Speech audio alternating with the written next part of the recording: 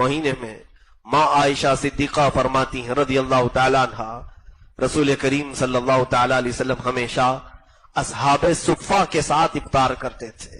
असहाबे सुफ़ा कौन है जानते हैं आप? ये 70 सहाबा जो घर सब छोड़ करके आ गए थे मेरे आका की बारगाह में। इनके घर नहीं थे, ये सारे रिश्तेदारों को छोड़ करके आए थे। या तो इनके घरों वालों ने इन्हें तकलीफ दी थी, इन्हें अपने घरों से निकाला था, जायदादें छीन ली थी, इनके घरों पर कब्जा किया था, मारा था, तकलीफें दी थी। वो 70 सहाबा हुजूर सल्लल्लाहु अलैहि वसल्लम के रहम करम पर पलते थे। मस्जिद नबवी में एक कट्टा, एक चबूतरा बनाया गया था, एक छप्पर उनके सरों पर छत के किस्म से डाल दिया गया था। खजूर के जो छाल हुआ करते, खजूर के जो पत्ते हुआ करते, इसकी छत थी और उसके नीचे ये 70 सहाबा बैठा करते थे। और उनके खाने पीने का इंतजाम क्या था? जो भी मेरे आका सल्लल्लाहु अलैहि वसल्लम की बारगाह में सदकात पहुंचते थे, हदाया या तोहफे पहुंचते थे, मेरे आका सल्लल्लाहु अलैहि वसल्लम इन्हीं सहाबा के दरमियान वो तकसीम कर देते थे, इनको खिला पिला दिया करते थे। उन्हीं 70 सहाबा इकराम को, जिन गरीब और मिस्कीन जिसको हम दुनिया में कहते हैं, इस तरह की कैफियत उनके ऊपर तारी थी। रसूल करीम सल्लल्लाहु अलैहि वसल्लम हमेशा आपका मामूल था कि उन सहाबा के साथ बैठ करके इफ्तार करते थे।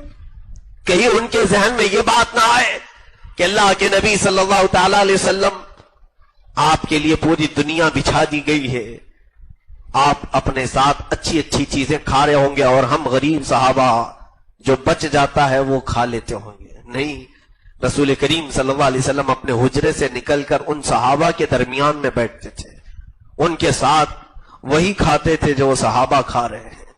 बल्कि एक बर्तन में दूध अगर आता, अल्लाह के हबीब सल्लल्लाहु अलैहि वसल्लम सिर्फ उसको मुंह लगा करके दे देते, सारे 70 सहाबा उस एक प्याले से इफ्तार कर लेते थे। ये कैफियत इफ्तार की रमजानुल मुबारक में रसूल करीम सल्लल्लाहु अलैहि वसल्लम के साथ बैठे हुए सहाबा की थी। माँ आयशा सिद्दीक़ा रज़ियल्लाहु ताला अन्हा फरमाती, लेकिन इफ्तार अजान होने से पहले पहले बैठे किसके साथ हैं? असहाबे सुफ़ा के साथ, गरीब सहाबा के साथ। सारे गरीब सहाबा है, उसके बावजूद अजान होने से पहले एक बार और पूछ लेते थे कि आयशा बाहर देखो कोई है तो नहीं, कोई बाकी तो नहीं है जो दस्तरखान पर नहीं आया हो।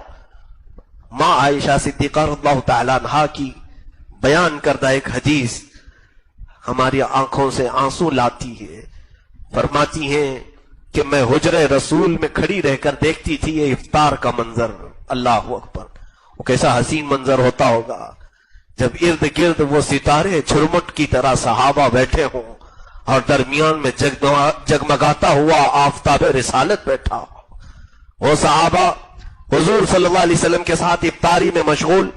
अजान से चंद मिनट पहले मेरे आका सल्लल्लाहु अलैहि वसल्लम आयशा सिद्दीक़ा की तरफ मुखातब होकर के कहते हैं, हुमैरा, आयशा बाहर देखो कोई बैठा तो नहीं, कोई बाकी तो नहीं।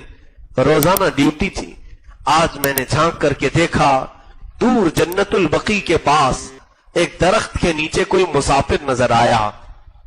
कोई मुसाफिर अपनी सवारी को बांध करके बैठा हुआ नजर आया। शाम का वक्त है, उसके चेहरे पर गर्द गुबार है, कपड़ों पर धूल के आसार हैं।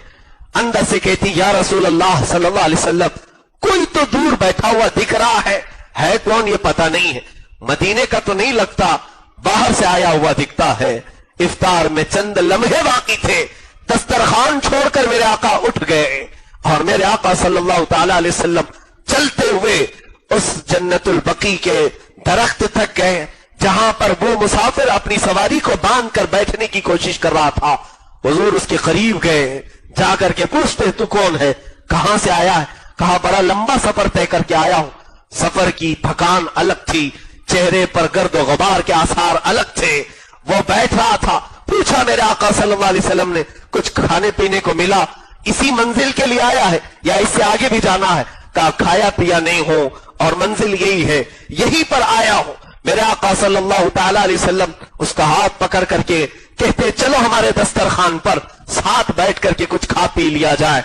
وہ ساتھ میں آیا, اللہ کے حبیب صلی اللہ علیہ وسلم اپنا پیالہ جو دودھ پی رہے تھے وہ اسے دے دیا, اس مسافر کو, اس نے پیٹ بھر کر کے پی لیا.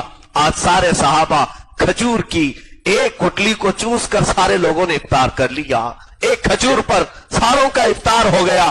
اخیر میں وہ بندہ پوچھتا ہے, میری منزل یہ تھی, میں ایک شخص کو تلاش کرتے آیا ہوں جس کا بڑا چرچا میں نے سنا ہے, اس کا نام محمد ہے, وہ یہاں کہاں رہتا ہے؟ صحابہ کی آنکھیں بھیگ گئی.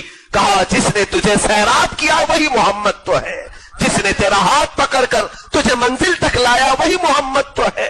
عزیزان گرامی وقار, یہ رمضان المبارک میں ہمارے ساتھ کیا ہوتا ہے؟ افطار کا وقت قریب ہو, ہمیں تو آس پاس والے نظر نہیں آتے. بھوک کی شدت میں لوگوں کے دماغ عرش پر ہوتے ہیں, آسمان پر ہوتے ہیں, جلال الگ ہوتا ہے, غصہ الگ ہوتا ہے.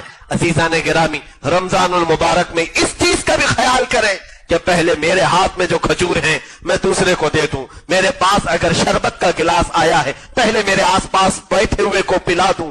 اس کا ثواب آپ کو معلوم, میرے آقا صلی اللہ تعالی علیہ وسلم کی حدیث کریمہ سے یہ مفہوم وارد ہوتا ہے. فرمایا, تم اکیلے ایک روزہ رکھ سکتے ہو لیکن ثواب 70 کا بھی حاصل کر سکتے ہو. پوچھا کیسے؟ کہا, اگر تم نے اپنی کھجوروں سے دوسروں کو افطار کرایا ان کے روزے کے برابر بھی ثواب اللہ تمہیں عطا کرے گا. اس کا ثواب اس کے ساتھ ہے, اس کا روزہ جائے گا نہیں لیکن اس کے روزے کے برابر کا ثواب تجھے بھی دیا جائے گا. کیوں نہ ہم دوسروں کو بھی افطار کرائے, بلکہ یہاں سب صاحب استطاعت ہوں گے. غریب اور مسکین کو کھلانا ضروری نہیں, ہر ایک کو کوشش یہ کیا جائے میری کھجور سے وہ افطار کرے, اس کی کھجور سے میں افطار کروں, اس میں کوئی مذائقہ نہیں.